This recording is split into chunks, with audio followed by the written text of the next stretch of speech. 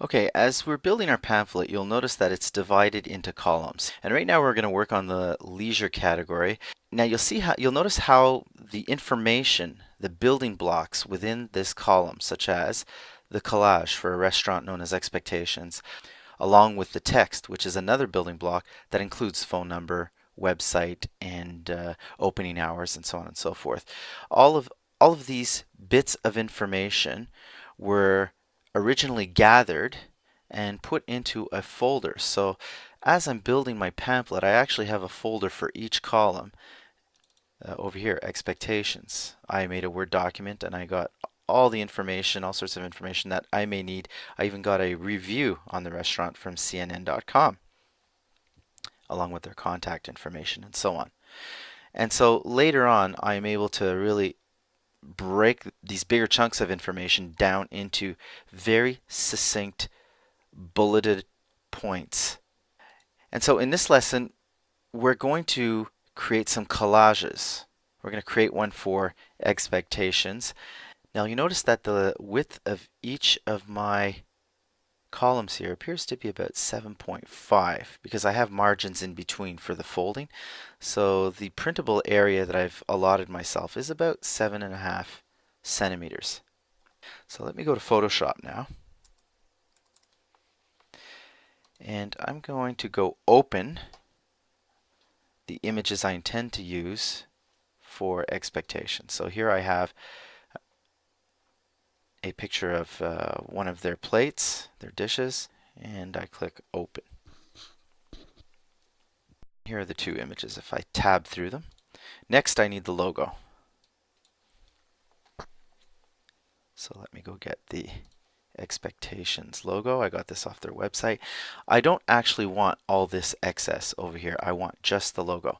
So what we're going to do now is we're going to create a canvas. I've got the three images, but we need to create a blank file, a blank canvas on which we're going to combine these three images. And I'm going to ask for a new file. Go to Photoshop, File, New. Set my parameters to centimeters, including my resolution, pixels per centimeters. And I'm going to set it approximately to 7 centimeters by, let's say, 2.5 centimeters. The resolution will put it at 150 pixels per centimeter. And in terms of the background, I'm going to set it to transparent, meaning I don't want a white background, I want it transparent.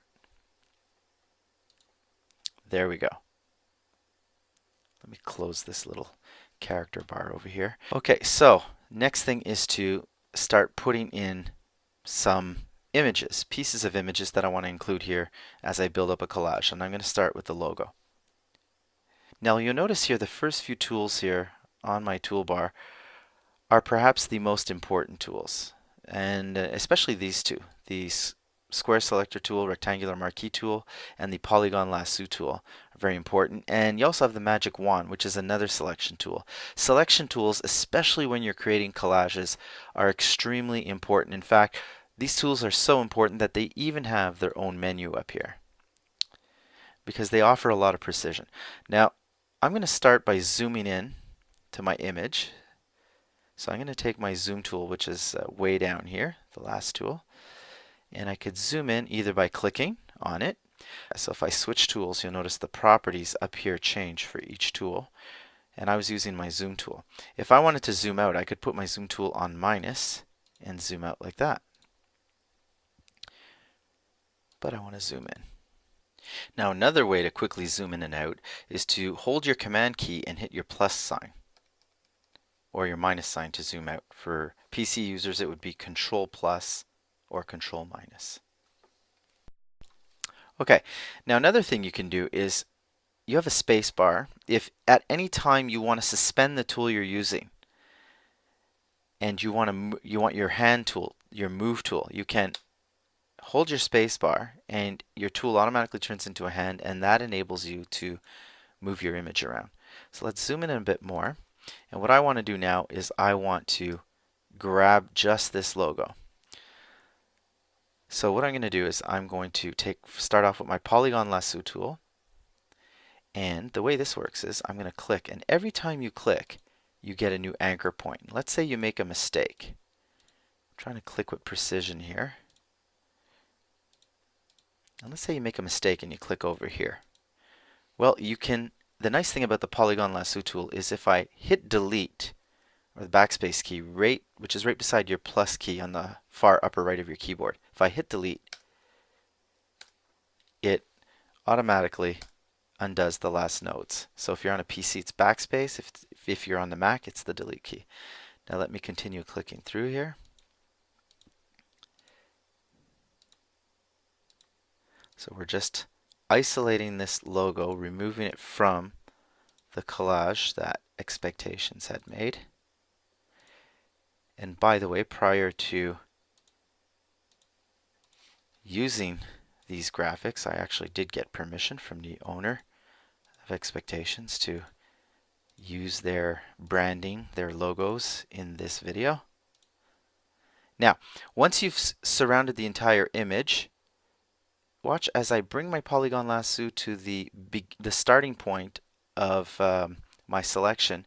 A little circle appears beside the polygon. Watch. That means if I click, it becomes an enclosed selection. Let me zoom out. And that zooms out. The plus key zooms in. Okay. I'm going to copy this. Notice the shortcut is Command C or Control C for PC users. And the paste is Command V. So I'm going to copy this. And I'm going to go to my blank canvas over here. And I'm going to paste my logo. Now that's a little small, so I want to stretch it. To do that, I'm going to go to my Move tool, and you notice my Show Transform controls are on, which gives me these little anchor points. If this was not on, all I could do is move the image. If I wanted to actually modify it, scale it, I'd have to go to Edit, Transform, Scale, and then it would add those anchor points. And while holding the Shift key, I could drag it so that it becomes larger. And then I hit Enter on my keyboard, or Return, to register the new size. So that's one way of doing it, going to Edit, Transform, Scale. And you also have all these other options down here. However, if you want a quick way to do it, you just take your Move tool, put your Show Transform controls on, and then I can stretch this again. So here I hold my Shift key, stretch it a little larger, and there we go, right about that. Hit Enter to register the new size. You can also hit the check mark right up here to register your new size. Now you'll notice that this checkered background here, remember when we created our new canvas, we asked for a transparent background, and that's what this checkered pattern means. It means there is no color, there are no images there. It is simply see-through. However, we need to get rid of the white that's around the edge of this logo. Now to do that, I'm not going to use the polygon tool this time. This time I'm going to use something a little more precise. But it takes a little skill to use this one. This is called the magic wand. Now the way the magic wand works is any pixel you click on. Let's zoom in here. Okay, I've got my magic wand selected up here, and I'm going to go to the tolerance property. I'm going to set it to 1. Now watch. If I click on a pixel, it only grabbed the first pixel and any other pixels attached to it that shared the same shade of color. If I zoom out, you'll see that that's a very small pattern that it selected, because there are a variety of greens. If I were to set this tolerance to, let's say, 32, now any green I click on, it will grab that green and 32 shades of green above and 32 shades below. And you'll notice that the range of greens that it grabbed this time was much, much larger. I'm going to deselect by doing Command D or Control D for PC users. It's also under your select menu, deselect. Notice the shortcut. Okay, now it wasn't the green I wanted, actually, it is the white. So now that my white is on 32, let me select that. Now you'll notice that there's a little piece of white along here, but it has a bit of green in it. Let me zoom in and show you more carefully. See, it's kind of green. If I want to include that as white, if I click on this, you'll notice it grabbed it, but I lost my older selection. So what I want to do is I want to grab the white over here, but I also want to grab this part there without losing the first selection I acquired. To do that, I go up to the properties for the magic wand, and I choose the Add to Selection. So now anytime I click on additional areas, they are added to my original selection. And let's see how clean that is. Or is it? It seems pretty tight. You'll notice the selection is really hugging closely around the image. I'm holding my spacebar to turn it into a hand tool and check my selection around the actual image, and it looks pretty good. I'm going to hit delete now to delete the white. The edges on this selection, you'll notice they're a bit jagged. Do you see that over here? If we zoom in, they're just kind of a bit chunky. And if you want to smooth that out, what you can do is you can apply a concept known as feathering. So I'm going to click on the invisible background, which is going to select everything around the logo. So watch, I select. And what we're going to do now is go to the select menu, modify feather. And I'm going to feather this by, let's say, 2 pixels, meaning I'm going to smooth the edge, a gradual fading in, if you will. But the feather only gets applied once I hit delete. There is a feather on the selection, and you'll notice when I hit the delete key, do you see that? Watch, I'll do it again. The edges got smoothed out. Let me go back to select and deselect. Now I'm going to go get my other 2 images. I had this one of the dish. Watch this. You notice all these tabs are up here. You can snap the tab off if you like. And a quick way to get an image into another image is to simply, while I'm on this picture, the layer for that picture appears. I can just drag the layer into the next image, into my blank canvas. That's one way of moving pictures from one file to another. And of course there's the traditional way. Let me go back here. Get this picture. The traditional way is to take your selection tool, draw a selection around the part of the image that you want, and then you copy it and go paste. A quick way to select the entire image too would have also been to go select all or Control A, and it selects the entire image. Control C or Command C on the Mac.